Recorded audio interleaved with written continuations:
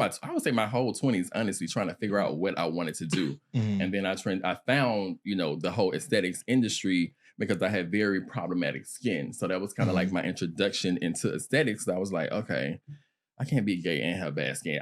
Something gotta balance out. So I had to figure out, something to balance it out. So I found aesthetics, kind of like fell in love with the industry. And then actually back then, this was like 12 years ago, it wasn't as welcoming for, black men, especially with the tattoos and my whole presentation, it wasn't as welcoming. So, I went into a, retail management and kind of like stayed there until I had my first shift or pivot, I would say, which is when God was like, okay, it's time to get in alignment. And, he swept me out of there. And then I, started the whole aesthetics career for the most part. And that's where I've been the last 6 years, just, balancing that out and growing that brand and the business and just evolving as a person for the most part into who I've become right now. And who that might be. This is this person right here, and I'm going to be totally transparent because I'm actually still getting to know this version of myself, which is so interesting, scary, and all of the things because it's like, who the hell am I? Like, what is going on? Like, I'm not, certain movements, you don't move the same way, you don't think the same way because, as you evolve, a lot of things evolve, everything around you evolves too. So I'm really getting familiar with this new version of myself and just really loving this version of myself and just really owning it, you know what I'm saying? And just really just getting my voice. So like I said, I was a very private person. I wasn't one to just talk about, my life experiences, nothing. Like I was just, all right, let me post my little picture and go about my business. Yeah. That was kind of like the theme, but the whole aesthetics industry kind of also opened me up a little bit, because I had to talk, I was not a people person. Right. Like really? Yeah, you can't sit there and just be quiet. And I was not up. Well, granted, so with some, and I tell it to even like some of my mentees I used to have, you can gauge the room. When you're dealing with certain clients in a treatment room, some people don't want to have a full conversation throughout the treatment. You know what I'm saying? You have some clients who do, and then you have some who just want to come in, relax, because it's kind of like their rest and, relaxing time. So they don't want to have a whole full conversation, but you can kind of like gauge it and see. But yeah, I was not a people person. But yeah, they opened me up into interacting with people and understanding people and learning people. And it's kind of like the shift that's shifted me into this new direction that I'm going into. Okay.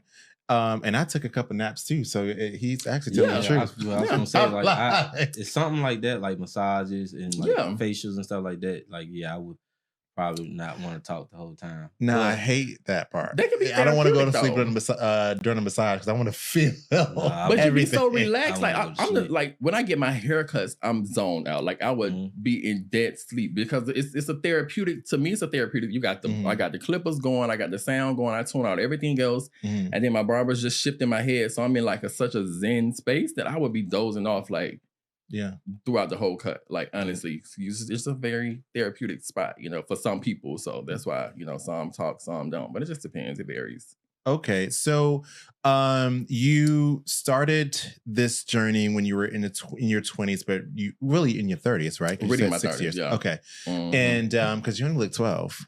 I'll take 21. Let's do that. I'll take and so what made you want to transition out of where you are today into a new career, and what career might this be? It was time. How did you know?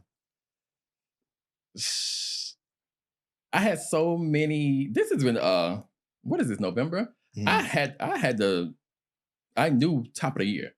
However, as people, we get accustomed to certain situations and certain routines, and we get comfortable. So I was comfortable. I'm successful. I'm affording the life that I want. I'm making, a certain amount of money. I'm able to take care of myself, live the way I want to. So you get comfortable. But when you really, I had a whole spiritual awakening within the last 2 years, and it's just opened my eyes into what I really want to do and what my sole purpose is and what my, my whole goal of being in this existence in this life is. So I've kind of like geared toward that direction.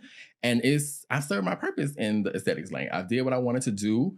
As far as what I wanted to accomplish, everything that little me wanted, because this was a dream as a child to have this skincare line and have this spa and just do. This was my childhood dream. So now that I'm 36, that dream has opened me up to a whole different avenue. So now I've accomplished that. So now it's time to tap into a whole new arena. But I had many signs and I ran from it. I ran from it all year. Okay. Wait. I ran from it. And why did transitioning. Oh, sorry about that. Go ahead. So why did you, how did you know? What specifically? How did you know specifically what you're doing? Intuition was a big part of it. Like intuition was a very big part of it. I'm a very intuitive person. Like I kind of know what's going on, but a lot of times I push that feeling to the back of my mind because it's kind of like, okay, you got to face reality. This is what's really going on right now. Like it's time for you to pivot again. Yeah. And you're like, damn, I just pivoted like 6 years ago. I got to do it again. Yeah, because it's hard. Yeah, it's starting completely over. Like it's hard. So I was getting the synchronicity